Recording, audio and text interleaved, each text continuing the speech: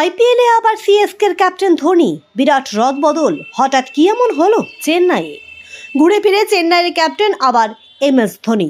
IPL 2025-এ বাকি যে কটা ম্যাচ খেলবে সিএসকে, ধোনি অধিনায়ক। চেন্নাই সুপার কিংসের কোচ স্টিফেন ফ্লেমিং জানিয়ে দিলেন, বর্তমান ক্যাপ্টেন ঋতুরাজ গায়কোয়াড় চোটের কারণে খেলতে পারবেন না। কনুয়ের চোট রয়েছে তার, ফলে গোটা আইপিএল থেকেই বাদ তিনি।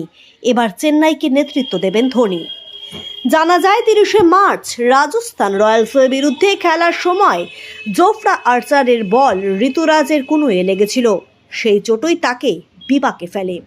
তারপর ঋতুরাজ দিল্লি ক্যাপিটালস এবং পাঞ্জাব কিংসের বিরুদ্ধে খেলেন চোট নিয়েই। 2022 সালে ক্যাপ্টেন্সি ছাড়েন ধোনি। সেবার রবীন্দ্র জাদেজাকে ক্যাপ্টেন করে সিএসকে, তবে জাদেজা সুপার ফ্লপ। ফলে আবার ঘুরে ফিরে ক্যাপ্টেন্সির দায়িত্ব পান ধোনি। সেই সময় চোট রয়েছে বলে জাদেজা সরে যান। পরে জানা যায় জাদেজা নাকি দল ছাড়তে চাইছিলেন। জাদেজা সেবার আর খেলতেও পারেননি। এবারও সিএসকে বেশ বিপদে।